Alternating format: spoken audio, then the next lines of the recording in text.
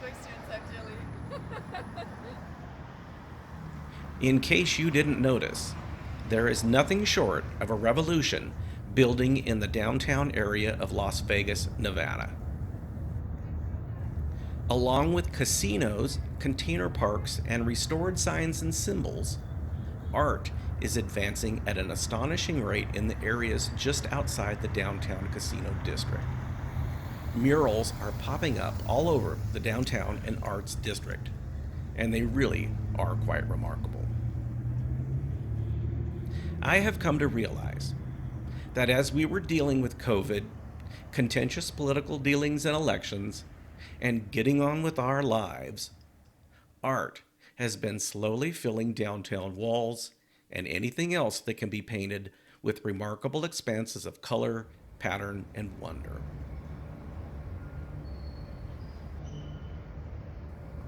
I want to explore the downtown mural movement a little further in a series of videos I will be posting on this channel.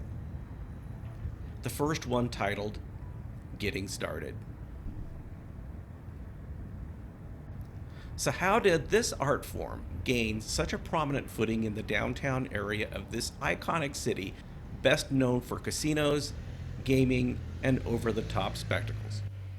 After all, everyone knows of Las Vegas. No matter how you look at it, or even what lens you look at it through, Las Vegas is one of the most iconic cities on planet Earth.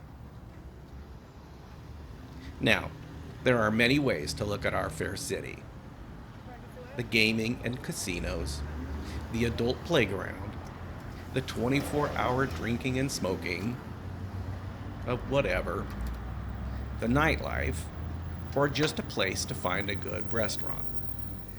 And then there's the imposing architecture and those engineered creations that provide such stunning visual spectacles that Las Vegas is so good at providing. But what I want to focus upon is a different type of visual spectacle you can find if you look a little closer.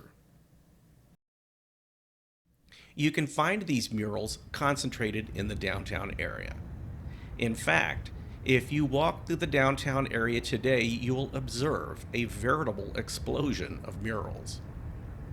Every conceivable color, persuasion, absurdity, thought inducing, busy or subtle nature of these expanses that lead you into all kinds of conclusions and thought. And these are not just someone's Saturday afternoon project. These are well designed, cutting edge, and to someone like me, wonderful expressions of youthful, exuberant art. To really understand this form of art, I spoke with an artist who actually works these expanses of wall to make their conceptual idea into reality. I caught up with Ima Hashem in December 2022 as she was finishing a mural at the corner of Commerce and Wyoming in the downtown arts district. She agreed to sit with me in her car at the site to answer some of my questions. I appreciate you sitting on and talking to me about this. I really do. Oh my god. Well, how did you get started doing murals? Well, that's a long story. I'm from Mexico City, and one day a girl just asked me to help her with her company, and she was promoting street artists. Okay. So I started to work for them some strategies, and I met one of the visual artists there. He asked me to be his manager, and then he asked me for a mural, like in a museum. And I was like, okay, let me see if I can get your wall, da da da. When I got the wall, he told me like, guess what? I don't know how to paint a mural. And my grandfather used to be a painter. So I told him like, you know what? Let me figure it out. And without knowing, I explained him how to do it. And that's how I discovered that I was able to, like paint murals. Well, that actually is one question of mine. It's like you gotta, because I mean, it's one thing to paint a picture on a board or a piece of canvas, Hmm. but to scale it up like that, how do you do that? If there's nothing that I can use, I just write something and I use pictures and I use everything as a reference. Oh, So it okay. depends. But honestly, I really don't know how I learned because it was very natural for me. Well, and that actually leads to another Yeah. question I had is there like a common background for artists who do the street art murals? Yeah, probably.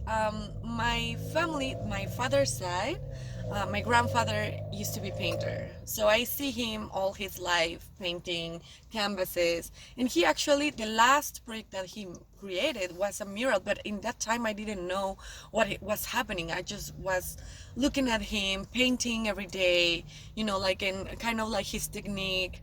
But I never, like jumping to learn with him. Yeah. But being around, like artists is actually very helpful because the only skill that you have to have is to be a person that observe a lot, analyzing what is happening over there. Okay. And previously, I tried music and I sing for a while.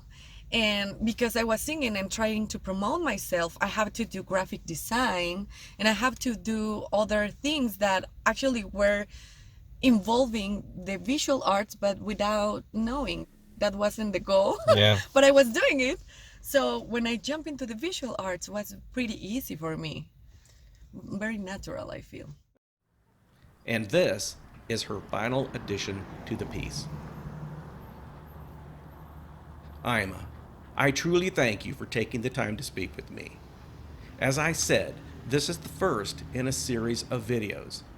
In future videos, I plan to showcase more of the art, look at other influences affecting this movement, and hear more from Ima and what they term the love of the streets.